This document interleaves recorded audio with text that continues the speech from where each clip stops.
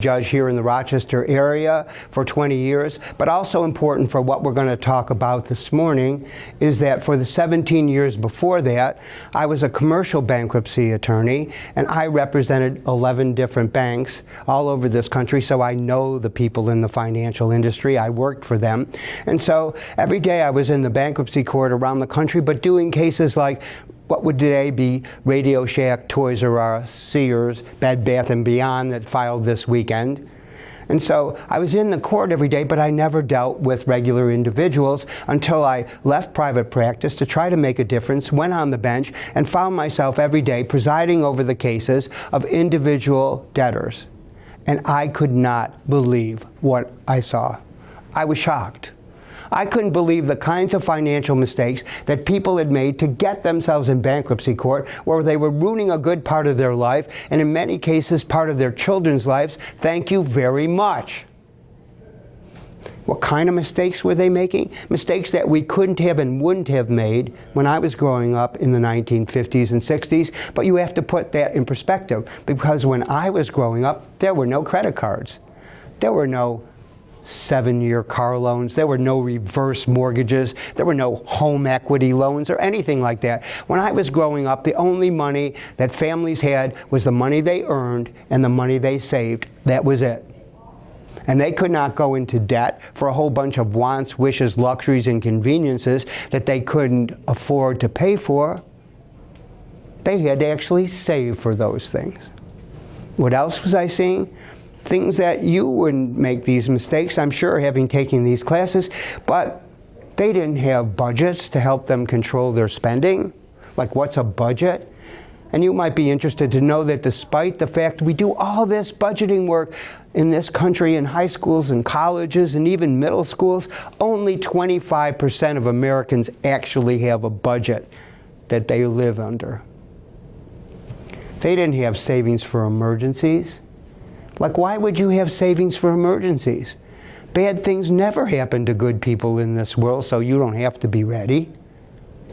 And yet, despite the pandemic, which should have taught every single American exactly that, there are still 40% of Americans who don't even have $400 saved for an emergency and admit that they would have to sell something or go into debt and pay all that interest. They didn't have savings for emergencies. Like I said, they also didn't have savings for retirement with dignity. And you should know that before the pandemic, the largest increase in bankruptcies in this country were people 65 and older, maybe like some of your grandparents, who hadn't saved enough for retirement, and too many of them were still addicted to living above their means with credit cards. They literally did not know the difference between a need on one hand and a want, wish, luxury, and convenience on the other hand, and were incredibly willing to go into debt for all those things that they didn't need instead of to save for them. And take it from me, who's read thousands of credit card statements, most of the stuff that Americans get into debt for is just exactly that, stuff. It's pizza, vacations, eating out. It's not like these people are going into debt to invest in real estate or something like that. It's just stuff that drags them down. And so, in 1997, before any of you were born, including your teachers, I said, I cannot just sit here every day and watch this, cleaning up all of these messes, because two things are happening in this country. One, we have a national epidemic of financial illiteracy, and two, my friends in the financial industry, with a small f, have had so many of the rules, laws, regulations that they used to have to operate under lifted, that now for them it is just a free-for-all out there every single day, taking advantage of all of these financially illiterate people. And so I said I have to go into the schools, start to talk to young people about what I'm seeing, in the hopes that they won't make those mistakes, end up in a bankruptcy court someday, or end up being another statistic or story that I could tell someday.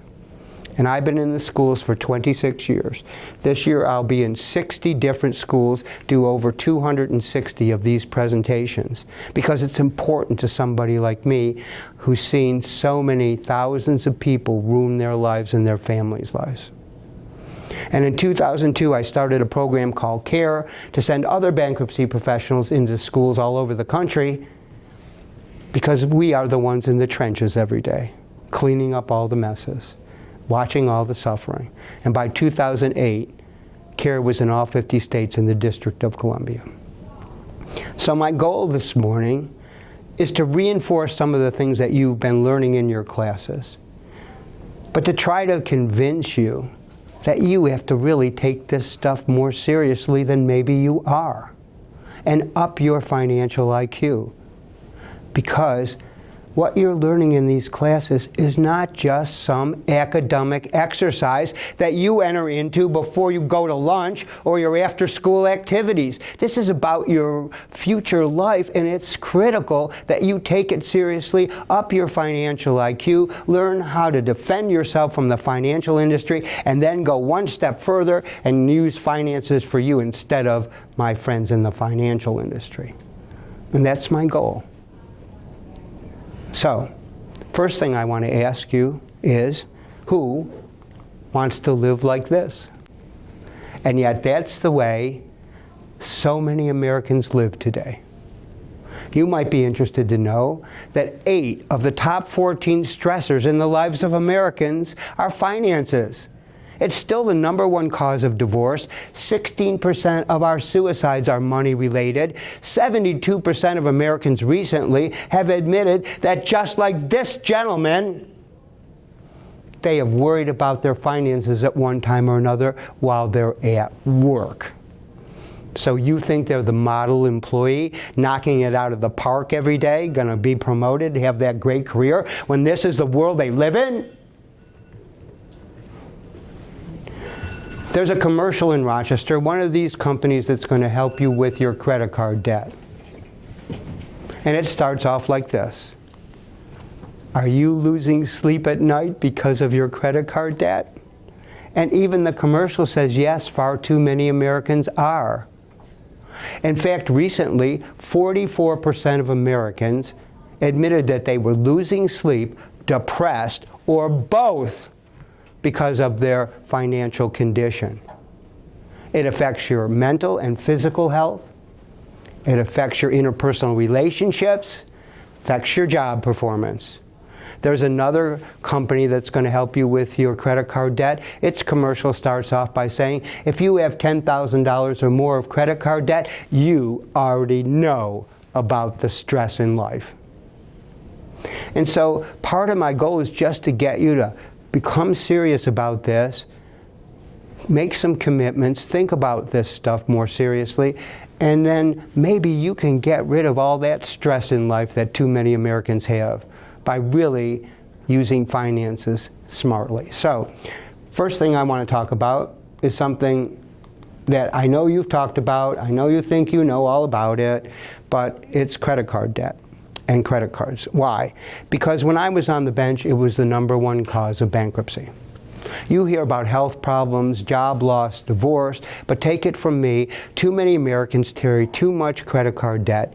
And then when one of those things happens, they can't even make those minimum payments anymore that you've learned about. And they end up in a credit counselor's office or a bankruptcy attorney's office, and they realize their finances are in such disarray, they have no choice but to go bankrupt. So it wasn't one of those things that caused it, those things just triggered it. In the middle 2000s, there were a lot of publicity in this country about how health problems were causing all these bankruptcies. And within 24 hours, 24 bankruptcy judges from all over the country contacted me because I had started that national program and said, John, is that what you're seeing in your court? Because that's not what we're seeing. We're seeing credit card debt as the underlying cause. And I said, yep, I am too. And so that's why I talk about it first. And when I talk about it, I like to start with this story because I think it makes an impact. About 20 years ago in the court one day, and I'm really not sure it was 20 years ago, to be honest with you, because at my age I can barely remember how to get home at night. But I'm pretty sure it was 20 years ago. We had some East High School students in the court for the day. And that day, they got to see 2 engineers and a pharmacist, all making well over $150,000 a year, which 20 years ago was a lot of money. And you know I'm kidding you, right? Because it's a lot of money right now. Half a dozen teachers, half a dozen nurses, and the comptroller, the chief financial officer of one of our major universities here in Rochester, I won't tell you which one, hopelessly buried in credit card debt, in too deep, now and forever, and despite all that wonderful education, unable to stand up in front of me as the bankruptcy judge and describe in any reasonable way how they had gotten into so much debt and how they ever thought they were going to get out of it. And these kids from East High School were in total shock to think that these people who were so highly educated and otherwise successful every day in their professional careers could be so darn clueless about debt, especially credit card debt and its consequences, and how they could have so mismanaged their money. And for me, it's two things, folks, that you should always remember.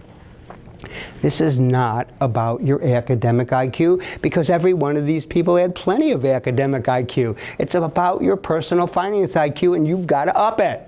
And two, it's not about how much money you have in life, because every one of these people had plenty of money. They just didn't manage it efficiently and effectively, so you've got to get about the business of learning how to do that. And just so you know, the only thing unusual that day about the bankruptcy court was that we had East High School students there, because otherwise every day those professionals parade through the court. And so when it comes to credit cards, this is kind of what I say all the time. You know this, but this is not new money, more money, or free money. It's debt, the worst kind of debt, in my opinion, the American consumer can get into. But if you come to a bankruptcy court every day and hear people interviewed, including those highly educated people, you would swear Americans think that this is new money, more money, or free money, or they wouldn't use it the way they do. Then I always say, do you need a credit card in today's world? And the answer is yes. Can't check into a hotel, can't rent a car, sometimes you can't shop online, and you know from your classes that you need a credit card that you handle responsibly as one of the major building blocks of good credit. But that does not mean that you have to have credit card debt, because those two things are simply not the same. People tell me all the time, oh, life is so expensive, I have to do this for my family, for this for my children, this and this and this and this, so it's hard not to have credit card debt. And I go, really? Are you serious? So let me tell you my story. Not that it matters.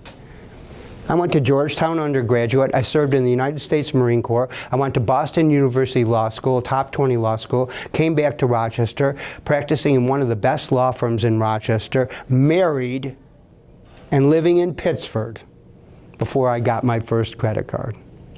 And I've never had a penny of credit card debt since. My father, first ever to go to college in our immigrant Sicilian family, became a doctor. He never had a credit card till he was 86 years old, and just had to get one because he had to have one for some reason to speak at a medical convention. And he never had a penny of credit card debt. So if people want to talk about how you have to have credit card debt, I say you come talk to me and my family, because you don't. And so what I say is this. By the way, it's my financial fantasy that I'm going to wake up some morning, turn on CNN, and they're going to say Americans have no more credit card debt. But I don't think that's going to happen, folks, because last month when I turned it on, CNN told me we now have record credit card debt in this country. And so here's something I want you to think about. This is what I do. There's no reason you can't aspire to this. I normally carry $70 in cash with me all the time. It's not a recommended number, just a number that works for me. And our next lesson is cash is king, and my one credit card. I've never had more than one credit card. You will never need more than one credit card in your life. Nobody has ever been able to convince me otherwise. And anecdotally, if you do the things that you learned in the classes, things we're going to talk about today, anecdotally, you won't need more than one credit card, because I could buy a third world country with the limit on this card. And if they don't stop raising it, I'm going to start looking for a continent So if you know a good continent, please tell me before I leave here today. So one credit card, here's what I do. If something's under $70, except for my gas, I charge my gas so I can track it for all these schools that I'm in. If something's under $70, I pay for it. If it's more, I'll put it on my one credit card. But I would never put anything on a credit card. If that very moment I could not walk to my bank and get that money out of my savings or checking account. So basically, I just use my credit card for convenience, another way to spend the money that I already have, so that every month I can pay my bill in full, never pay interest, never pay fees. Now, last time I checked before the pandemic, 39% of Americans were like me. They paid off their credit cards every month. And just so you know what a twisted world you live in, my friends in the financial industry refer to people like me who pay off their credit cards every month as deadbeats. We're the deadbeats. Folks, that's the world upside down. But they live in an upside down world, and they really want you to live there with them. See, they don't like us. We're deadbeats because they don't make enough money off of us, and they don't like that. So 61% of Americans were carrying balances. And at that time, the average household balance just of that 61%, not the whole 100, because that skews it. That's the only number they ever tell you when they tell you about average credit card balances, and I've only been able to find this once because they don't want you to know that. Was between $10,000 and $15,000, and at that time they were paying at least 20% interest. And just so you know, the current average credit card interest rate today is 26.72%. Lots of Americans are paying 30%, which means they're paying 25, 26, 30% more for everything they do and everything they buy. But there's actually two pieces of good news associated with that I want to share with you. The first is what I tell the middle school students all the time, because middle school students, they love good news. I tell them, you don't have to worry about that average family paying $3,000 a year in interest, because there's good news about that. The good news is they may be paying $3,000 a year in interest, but they still owe $15,000. They haven't paid a penny back yet. The other piece of good news comes from my friends in the financial industry, because those $3,000 add up. And as a result, they can buy bigger homes in Connecticut, fancier cars, and nicer boats. So they just want to thank all those Americans carrying that credit card debt for investing in them and their families so they can have a better life in Connecticut, instead of investing in their own families so they can have a better life. Thank you very much. You keep up that credit card debt. And so I say one credit card, have the balance, pay the balance off every month. To me, it's this, simple. I go into Pizza Hut, $10 any size. I give them my $10, take my pizza home, and I eat it as fast as I can before my 10-year-old grandson gets to it. But you're like 61% of Americans. You put it on a credit card, and you know from your classes you're going to pay $12 or $13 for that $10 pizza. Excuse me, and it's just pizza. Like I said, it's not like you're investing in real estate. And I thought this might be interesting to you. Last time I got my credit card statement, I did this. My interest rate isn't 30% or 26.72%. My interest rate is 14.5%, half of what a lot of Americans are paying. And yet, on my last bill, if I just made the minimum payments, which is what far too many Americans do, and never charged a single thing again, which is not what Americans do, I would have ended up paying 44% more. Which means if I charged $100, I'd end up, with that interest rate, paying $144 for that. And I say this all the time. If your financial strategy going forward in life is to pay $144 or more for every $100 you charge, I'm pretty sure your teachers and I can't help you, so good luck. So, one credit card, pay the balance off every month. I told you we talk about cash is king, okay? This ends at 9:19, is that it? Okay, it's hard for me to keep all these track. I carry $70 in cash with me all the time because all the studies show that people who use cash for their spending make better and different spending decisions when it comes to their daily, discretionary, everyday spending, not their rent, not their utilities, not the gas to go to work, that everyday walk around Tim Hortons, Starbucks, whatever it is. Why? Because this is your hard-earned money, and you're actually connected to it. And you remember how hard you worked for it, especially when you have to peel it off and hand it over to that clerk instead of swiping something or pushing something. So, this is not your money, nor is your phone, nor is your computer, nor, if you're lucky enough to live in Sweden, the chip that they can now insert in your wrist, so that when you want to charge something in this world of convenience that we love so much, God forbid you have to take the time to pull out your phone or pull out your card, you can just swipe your wrist across that scanner and be totally spending brain dead, which is exactly what my friends in the financial industry have in mind for you. And if you do not think it's coming, last year I was at Wamoco, a trade center in Spencerport, and there was already a senior in the tech program with a chip in his wrist.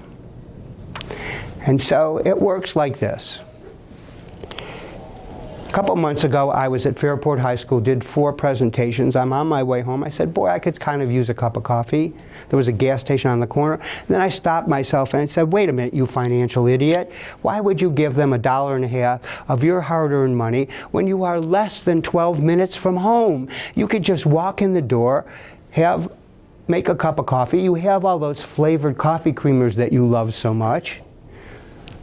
I'm totally addicted to them, by the way. I have 4 of them in my refrigerator right now because, God bless her, my wife limits me to 4. If it were up to me, I would just have a whole refrigerator full of flavored coffee creamers, no food, and I could find a way to live off of those things. But 2 weeks later, I'm at Oswego High School, an hour and a half from Rochester. I did 7 presentations. Now, I didn't, not for financial reasons, but I didn't get a cup of coffee on my way home. But I might have, and then maybe that $1.50 would be a good use of my hard-earned money. But cash is a tool that does exactly that. It forces you to slow down and think about your spending, instead of just swiping or pushing, and make a conscious decision. And that's the value of cash. When you start thinking about the difference between 12 minutes and an hour and a half. And I could tell you a lot of other stories, but I just want to tell you, I had a young man at Hilton High School come up to me after a presentation, and he said, Judge,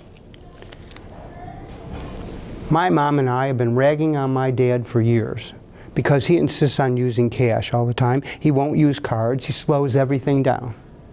But after listening to you, I'm never going to say another word to my dad, because I know he's doing the smart thing. I was at Horseheads yesterday. A young man came up to me afterwards. He said, you and my dad are the same. He uses cash all the time, and he tells me all the time, the reason to use cash is it slows you down and makes you actually have to make decisions about spending.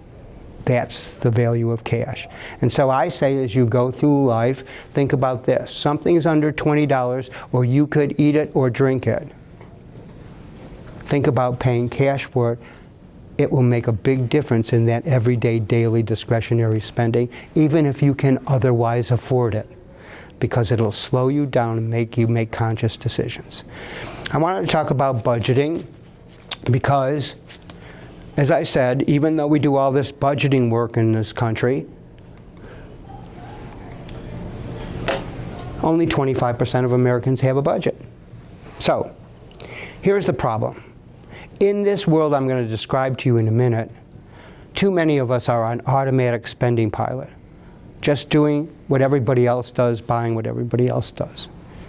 And we're not really in control of our spending because there are not enough red flags that force us to connect some important financial dots. That budget can be your tool to connect those financial dots. So let me tell you the world you live in. You live in a hyper-consumer, debt is okay if I can make the payments. Have what everybody else has. Do what everybody else does. Don't fall behind. And for Pete's sakes, do not let your children fall behind, no matter what you have to do or what kind of debt you have to go into. And when you get sucked into that world, which is exactly the world that my friends in the financial industry want you to get sucked into and advertise to you every day, you will be one of those Americans who no longer can tell the difference between a need on the one hand and a want, wish, luxury, and convenience, because you just see everybody doing this, buying this, whatever, and you think you have to too, and then you build up what I call false needs. You think you need those things, and so then you can give yourself permission to go into debt. What was I supposed to do? I needed it, or my family needed it. And then you give yourself permission to go into debt for things you could have saved for. So, let me give you an example. Oh, by the way, let me just tell you this. When I talk about advertising and so forth, to exactly that failure to understand needs versus wants. Anybody ever hear of Myrtle Beach? It's a resort area, right? People go there. Have you ever seen their television commercial? It says, come to Myrtle Beach on vacation because you deserve it. What the freak does that mean? You deserve it. What does that even mean? There's a Florida commercial that says, come to Florida, you need to be here. And then the problem is Americans, after a while, actually start believing all that. They believe that they should go to Myrtle Beach or Florida because they need it, or they deserve it, or their family needs it, or they deserve it. Even if they can't afford it, they're willing to go into debt for it because they need it. I heard it on the commercial, I deserve it. You can't be one of those people. You've got to have a budget, and this is why. I have a business teacher in Elmira that I speak for every semester. He's got it all together. He has no car loans or car leases. He has no credit card debt. He has a 15-year mortgage instead of a 30-year mortgage, so he's saving a ton of interest. Plenty of savings for emergencies, anticipated expenses, a retirement with dignity, and his kids' college. But even he is sometimes not on top of his unbelievable budget that's even color-coded, belongs under glass at the Smithsonian. Because he has such a good financial plan, there are times when he can afford things. So one day, before the Great Recession, we're talking about how many times people went out to eat or brought in food. And he emails his wife, who's a teacher in another school, and says, we have to go over our eating out budget tonight. Next semester, I contacted him and said, Jimmy, how are you doing on your eating out budget? He said, Judge, you would not believe it. When we dug into how much we were spending eating out and bringing in food, we were shocked. Now we only eat out on special occasions, when our schedule absolutely demands it. We're saving a ton of money, which you always say we can use for other things, and we've even lost a few pounds. When I tell this story to the culinary students, they don't like it because they want everybody to go out to eat every night. Now, what's the point? Think about it and put it in perspective. He could afford all that eating out and bringing in food. It's not like he couldn't afford it. But that conversation was a tool, just like cash is a tool, that forced him to go and connect some of those. That conversation was the red flags that caused him to connect some of those dots. And decide that some of that money, which he could afford, would be better used over here for him and his family than what they were spending it on. And that's what a budget is all about. You see, if one month he couldn't have made the payment into his retirement fund or his kids' college fund, he would have stopped the presses, dug into that spending, discovered that very thing, made the adjustment. But even for him, no red flags to connect the financial dot. That budget will be your red flags to connect the financial dot. And that's why you need one. Because take it from me, there will be times in your life going forward when what you're spending your money on may make perfect sense for you and your family. But a year from now, it might not. But you won't catch it, especially if you can otherwise afford it, if you don't have that budget. And that's why you need that budget. So commit yourself to being one of the 25%. I want to talk quickly about saving. We don't save enough in this country, even compared to other countries. During the pandemic, when people couldn't spend as much because so many things were closed and people were getting, in some cases, government subsidies, our savings rate in this country went to 6.6%. Now that we're through it all, it's back to 3.3%. Thank you very much. You should know in China, people routinely save 25% of what they get. And actually, that is my savings number. I don't know what you studied in your classes, but there's all kinds of spending, saving formulas, 50, 30, 20, all this kind of stuff. But my number in the world I'm going to describe to you in a minute is 25%. And just so you know, recently, within the last year, I've run into 3 gentlemen at different times and places who said that they recognized me because I spoke in their high school. One was an HVAC tech, one was in hotel restaurant, one was in construction. I said, so did you remember anything from the day I was there? And every one of them said the same thing. Because of you, I saved 25% of everything I get in life. And so here's what I say to high school students like you. You need a bank account in a real bank. If you don't have one, you better get one. A bank account in a real bank, and then you need to start saving something from absolutely every single thing you get in life. After school, summer job, babysitting for those adorable children that you love so much, birthday present, holiday present, you find $10 in the hall on the floor, you save some of it. This is tax refund time. I write a weekly column in the Daily Messenger in Canada where I tell people, you get a tax refund, you save some. You get a bonus someday, you save some. You get a raise someday, you save some. You inherit some money, you save some.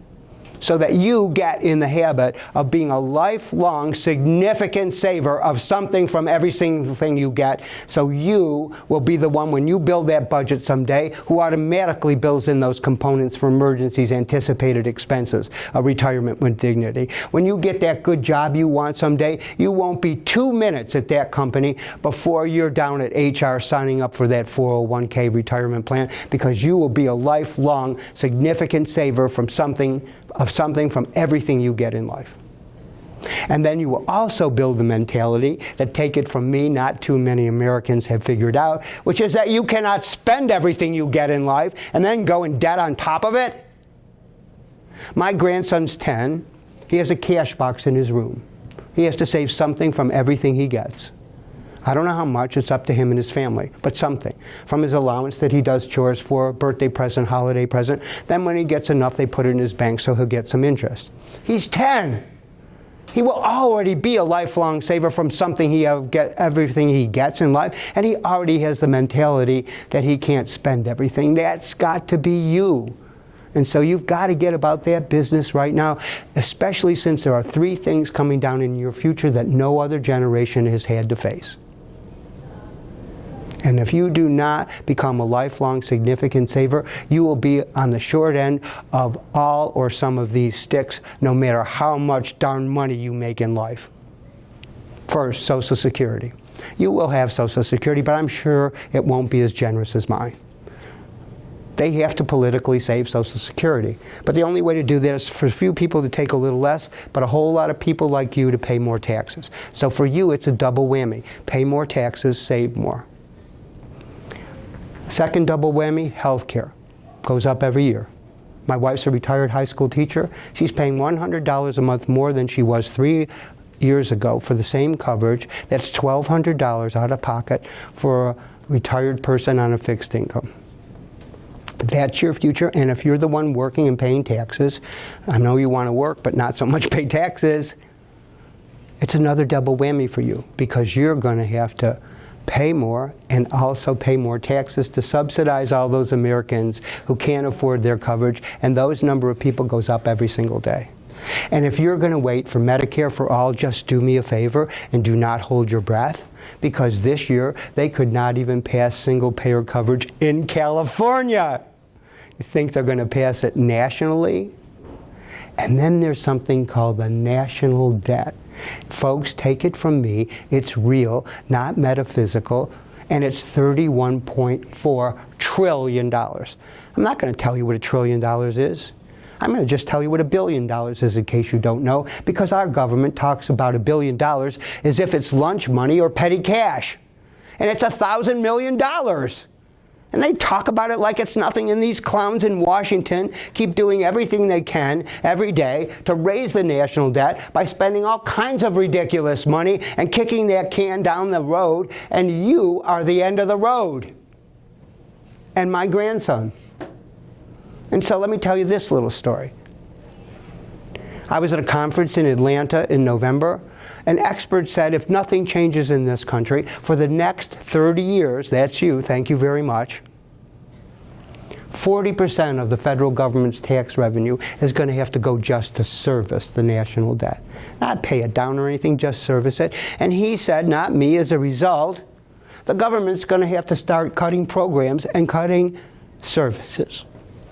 Now, do any of you actually think the politicians are going to cut services or programs? No, they're just going to tax you more. And so when you look at those three things that no other generation has had to face before, take it from me, if you are not a lifelong, significant saver, you're going to be on the short end of a lot of those sticks that no other generation has had to face up to. So you better start facing up to it now. Last thing, because we don't have much time. If you don't remember anything else from this morning, remember that money is about hard work. Doesn't grow on trees, doesn't come from ATM machines, comes from hard work.